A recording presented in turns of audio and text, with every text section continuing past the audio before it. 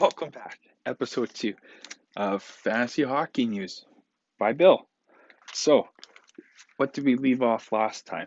We left off with the top 100 players, uh, top 100 scorers in the NHL, and what it meant to be a top 100 scorer. Uh, Today, um, we're going to be covering the top 10 scorers in the NHL, but I'll be doing a little bit more so. Just we won't be going in there just yet. So right now, I want to just kind of emphasize that I don't want to be going over specifically just reading out blank numbers and sound really dull. I want to be more teaching and making a point that might help you help um, make your own understandings and conclusions in terms of your own fantasy team so you can understand how you can make it better. So that's what I want to make. I don't want to just say, here's the points, whatever kind of thing, because anybody could do that. So comments are littered, like I mean littered. If you go in my last video, my first one, there's about 80 comments just, Bill, can you rank the players? Can you rank the players? And I will. I promise you guys I will, but we got to get there first. Um, I got to have some kind of framework in which I could rate the players that seems not just arbitrary. So that's the reason why I did the last video, just to show how hard it is to be a point getter in the NHL, as the vast majority of players, as we saw, got 45 points or less. To be specific, 734 players in the NHL that played a game got less than 45 points, and then 11% of the players that played actual minutes in the NHL scored higher than that. Those 100 players got more than the 45 points. And then it was just such a disparity here in terms of the top scorers from from 10 or 1 to 10, and then from 10 to uh, well, we didn't really cover a number, but you saw how it goes from 70 points to 60 points was an increase of almost 300% because it went from 8 to 24. So just learning that not a lot of players can get in this category, knowledge in itself. So before we get into just what I want to do here, I just want to explain that there's two kinds of fantasy hockey. Uh, two big kinds of ways fantasy hockey points are scored.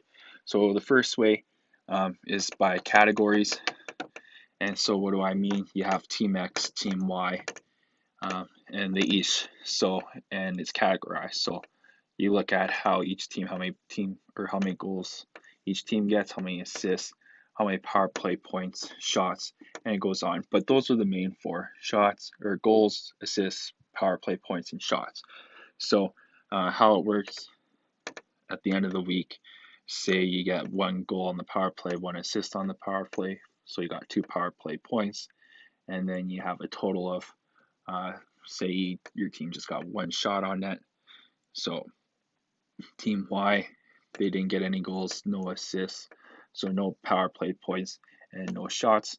So then team X would win four categories, so then they win 4-0. So that's one way points are looked at in terms of fantasy hockey. Then the second way points are looked at is you have Team X, Team Y, and then say goals are worth 5 points, assists are worth 2 points, shot is worth 0.2 to 5 points, and power play point is worth 1 point. So say you got 235 points here, and then you got 240 points here. Well, 200, that's just because of an accumulation of all the players getting all of these kind of points here. And then so Team Y would win this one. And the big thing I want to just stress across here is in both of these, you see power play points being an add on to a regular point. So when a player scores a power play point, they're essentially getting um, not necessarily double, but they're getting additional points for you per each point. So what you want to focus on in fantasy hockey then are your players that get a lot of points and a lot of points that are on the power play. just because you get those additional points. So it makes pretty obvious sense there. Just an example, Alex Ovechkin. So if we look at it, so there was 553 players that played 40 games. I took the averages, and if you look at it, the average was you score 10 goals and you get 18 assists for 28 points. So Ovechkin alone got 38 goals, or 48 goals, which is 38 goals above the average.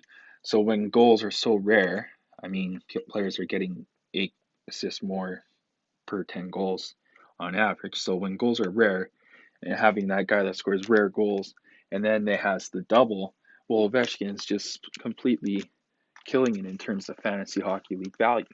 So just want to show you that these are the ways that fantasy hockey is scored, and that in terms of power play points, you're getting quite a lot of value. So that's also pretty impressive that my board didn't fall here. Pretty good. No, you don't care, but pretty good. So looking beyond the TSN numbers here, I don't really want to focus on it. So you could tell, you know who's the top scorers here. What I want to show is that in this list, 1, 2, 3 players scored above 40 goals. Okay, and then there wasn't even anyone close in terms of 35 goal scorers. Okay, so pretty elite company, Pasternak, Draisaitl, and Matthews. So in terms of regular season, okay, Matthews is 9th. But in terms of fantasy hockey, if we use the second method I just showed you here, where you rank goals with 5 points and stuff like that, you'll see Matthews have a lot more value, and he'd actually be a little bit higher on the list. So with that being said, that's how I want to go forward in terms of ranking the players. I don't want to go just off of points. I want to take that holistic approach, and where, well, before I erase this, but yeah, I want to take that holistic approach in terms of focusing on goals being worth 5, assists being worth 2, a shot being worth 0.25, and then a power play point being worth 1. So in terms of all that, that's what I want to focus on. And then, so I just want to point out one other thing here. Panarin here, 95 points, only 24 power play points. So 0.253% of his 95 points came on the power play. So yeah, Panarin, pretty valuable in terms of getting, yeah, he gets a lot of points. So in those Yahoo leagues, you're getting your assist category, and you're getting, but you're not getting your power play category, so you're losing out there. So say your big guy's Panarin, and you're going up against a guy that has Pasternak, and that's his big guy. Well, you're behind the 8 ball in terms of having an all-star, because Pasternak's scoring 48 goals, and not only that, he's out shooting you, and more of his points is coming on the power play. So you're losing those multi-categories, and you're behind the ball, no matter what kind of fantasy league you're playing in. So I just wanted to highlight that. And then I also wanted to highlight Marchand, 59, and then he was on the low end of goals here. Kucherov, 52, closer to the low end of goals. And then, yeah, Panarin, low end of goals here. So those are the big guys I wanted to highlight here. And then we're just going to give this a quick erase here. And then I'm just going to show you what my list is going to look like in respect to this. So if we were just to focus on the top point getters here, Leon got 110, McDavid got 97, Pasternak got 95, Panarin 95, McKinnon 93, Marchand 87, Kucherov 85, Patrick Kane 84, Matthews 80, Eichel 78. So in terms of that list, that's top 10 point getters in the NHL, top 10 scorers, point getters, scorers, who cares? So, but in terms of fantasy points, which is what I'm going to call this. So if we go goals equals 5, assists equals 2, a power play point equals 1, and then a shot equals 0.25, the list becomes this. So 1, Draisaitl, 447, 2, Pasternak, 441.75. Oop, accident. 3, McKinnon,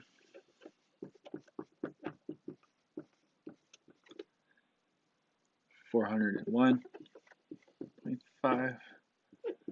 4, Matthews, 398. 5, McDavid, 392.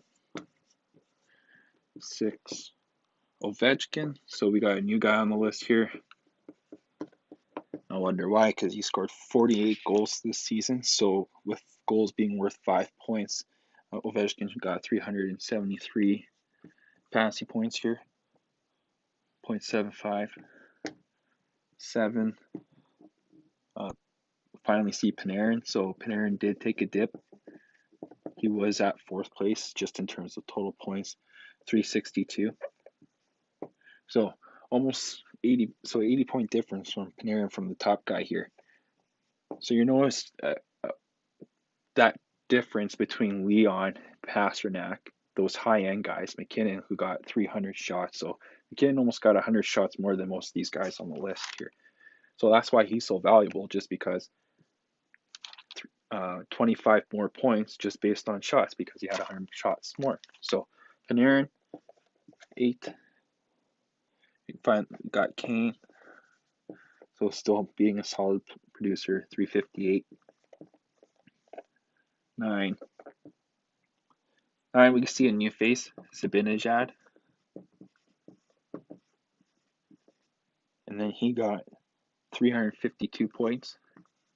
And then, like Ovechkin here, who's new on the list, Zibanejad, he got 41 goals. So again, he's getting rare goals. Also, he got a bunch of points on the power play too, I believe. But don't quote me on that. I didn't look too specifically, so I'm kind of kicking myself in the butt. I'm better than that. Should have looked. And then 10, Eichel again. So Eichel being a pretty solid fantasy point producer here, 347. It's a weird one, but whatever. So what I'm doing with this is I'm setting up the list and how I'm going to go about ranking my top 15 players in defense, goalies. Well, not goalies, but I'll do a different one. But defense, centers, wingers, left wing, right wing. So I'm going to do all those guys, focusing just on this right now, because I want to know who's the best point producing players for fantasy hockey.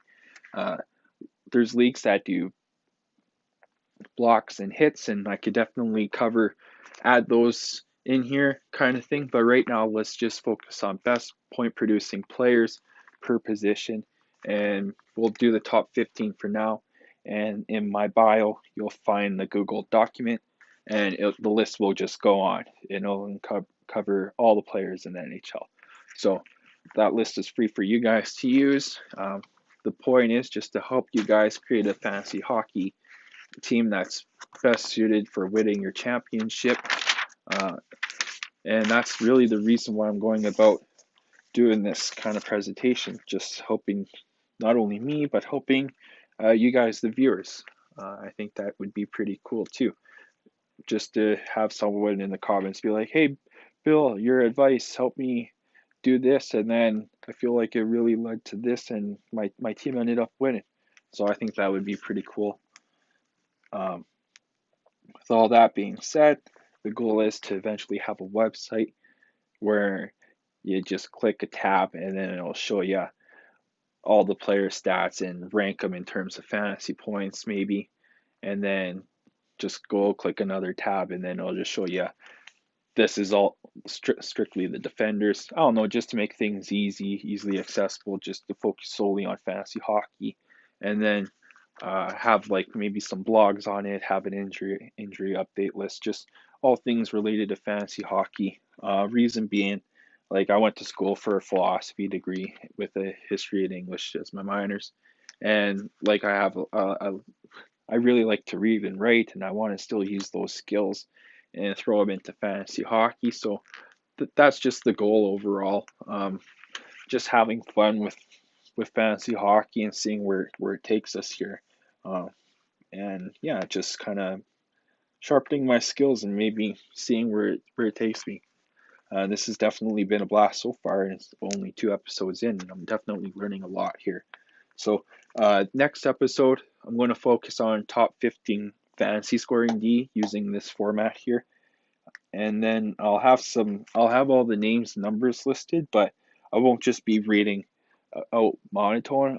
I'll address it and be like, hey, this guy got this, but then I want to tell why he got that many points and just um, kind of find main themes within that. So then we could be like, okay, uh, we covered all this at the end of the season. So when we go into the regular season and have to do all of our redrafting or player projections, and you want to trade for better players in you deep dynasty leagues, well, we can do that too.